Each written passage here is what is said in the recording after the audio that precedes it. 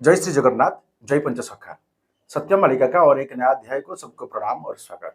आज विचार करेंगे भगवान कल्कि जी का बारे में। मालिका में बहुत कुछ लिखा है और बहुत कुछ द्वंद्व का बात भी लिखा है, जिसलिए भक्त लोगों का मन में द्वंद्व है, क्या सत्य है क्या असत्य है। क्योंकि मालिका को जो वर्णन करते हैं, जो प्रचार करते हैं, वो अपना तरीक से प्रचार करते हैं। कुछ कुछ समय ऐसा वाणी को प्रचार करते हैं जो मालिका में लिखा नहीं है। जो महापुरुष पंचसखाओं ने जिस उद्देश्य में मालिका को लिखे है, इस उद्देश्य साधित नहीं होता है। यानी अपना मन मर्जी से बोलते हैं, जिस वजह से महापुरुष और भगवान को निंदित होना पड़ता है। ये चीज अपना स्वार्थ के लिए करते हैं। पंचसखा इन लोगों को क्षमा नहीं करेंगे, भगवान भी इन लोगों को क्षमा नहीं करेंगे, क्योंकि मालिका को बताना सही है, परंतु जो चीज मालूम नहीं है हाथ उठा दो। परंतु झूठ मूठ बोलकर साधारण इंसान को, साधारण भक्त को विभ्रांत करना, ये सबसे बड़ा अपराध है। क्योंकि जान सुन के सही दिशा दिखाते नहीं है, अपना स्वार्थ का हिसाब से हम बताते हैं, तो ये बहुत बड़ा अपराध। भगवान कल्कि खुद स्वयं बोले हैं, मनुष्य अनजान में जो करता है यह है भूल, तो जो भूल करेगा उसको क्षमा मिलेगा, परंतु जो जानबूझ कर करता है वो तो अपराध है, और अपराध का परिणाम भी दंड है। भगवान युग युग में सबको दंड दिए हैं, भक्त लोगों को कष्ट होगा, परंतु जानबूझ कर जो कर्म करेगा इसी वजह से भगवान को निंदित होना पड़ेगा। जैसे महापुरुष लिखे थे, चोर प्राय आम्भे अवनि भ्रमिबु चेता कराइबा पाई, चाही जक जक निंदु थिबे लोक ये किंपा से प्रभु हो। महापुरुष बोले, भगवान कल्कि देव चोर देश से सारा महिमंडल में भ्रमण करेंगे और लोग उनको निंदित करेंगे, परंतु ये वाणी कितना सत्य है, ये वाणी संपूर्ण सत्य है। परंतु भगवान कल्कि देव क्यों चोर जिसे महिमंडल में घूमेंगे? क्योंकि दुष्ट लोगों को डर के, और भक्त लोग ऐसा कर्म करेंगे जिस वजह से प्रभु जी का निंदा होगा, प्रभु जी का महिमा ऊपर प्रश्नवाची खड़ा होगा, और इसी वजह से भगवान कल्कि देव खूब छुप के ये कलिहत मानव से और भक्त लोगों से घूमेंगे। क्यों? हमारा परिवार में कोई चोरी करेगा तभी हमारा परिवार का सदस्य मुंह छुपा के जाएंगे, और भगवान का परिवार है सारा विश्व ब्रह्मांड का भक्त लोग।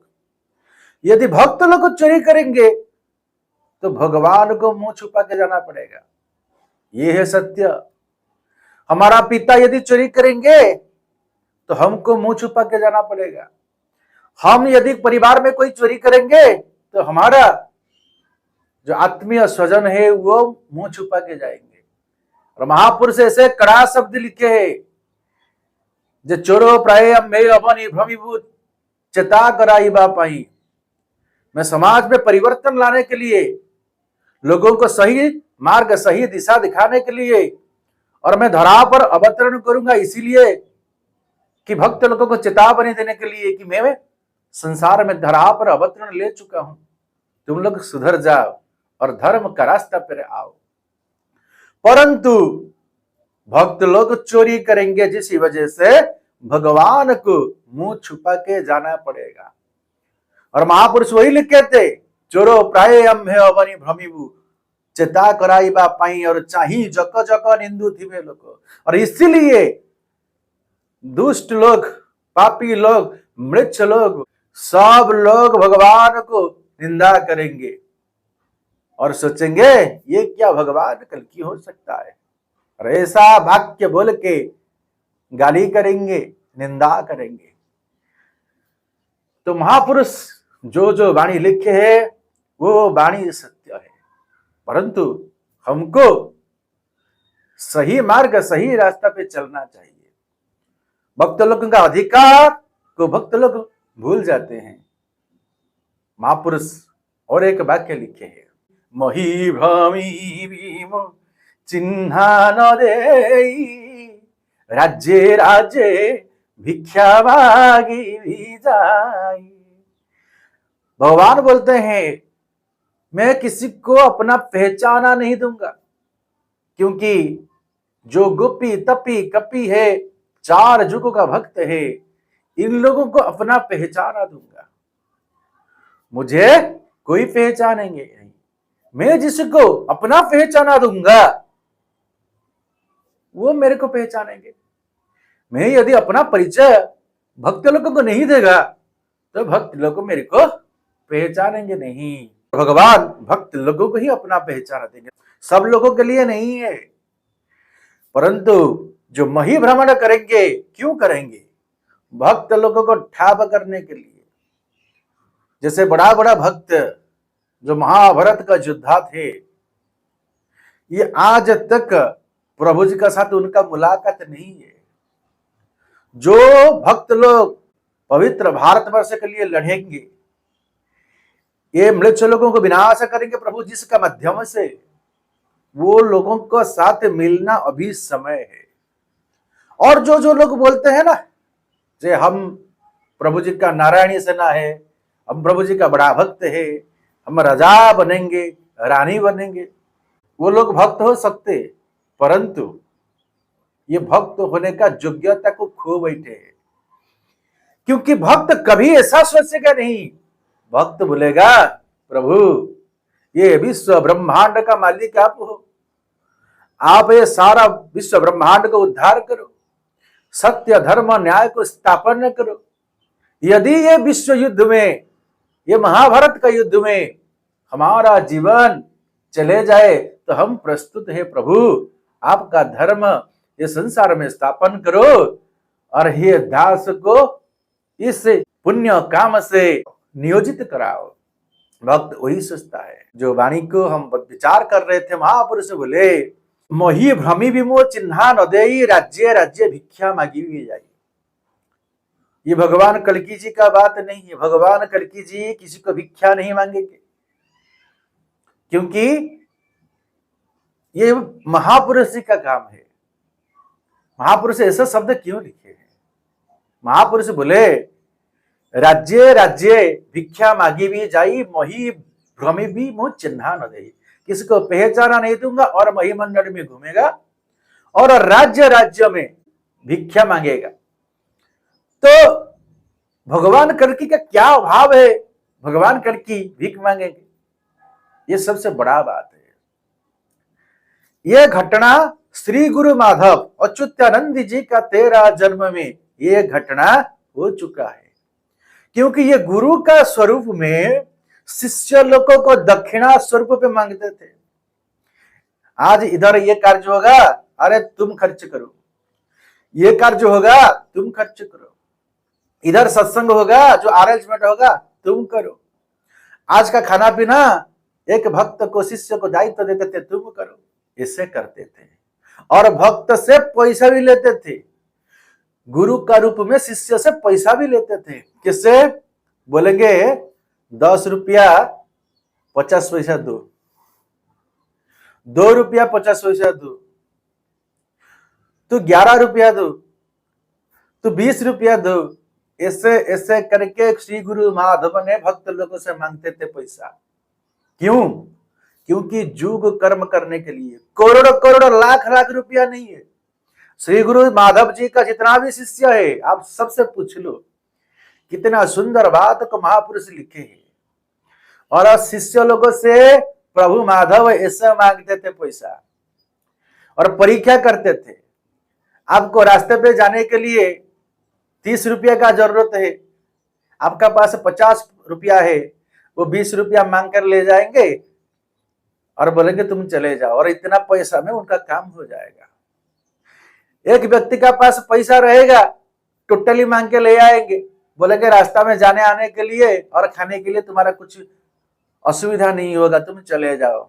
और सचमुच वही होता था, रास्ते में फ्री में जाते थे, फ्री में खाते थे। ऐसा हर व्यक्ति का साथ हुआ है। श्री गुरु माधव ने सबके लिए कृपा की है। तो यही है कृपा सागर, वही भिक्षा। भिक्षा का मतलब क्या? भिक्षा का मतलब क्या है? थोड़ा पैसा। कोई भिक्षा मांगने के लिए हमारा घर को आते हैं तो हम 2 रुपया, 5 रुपया, 10 रुपया, 20 रुपया ऐसे ही देते हैं।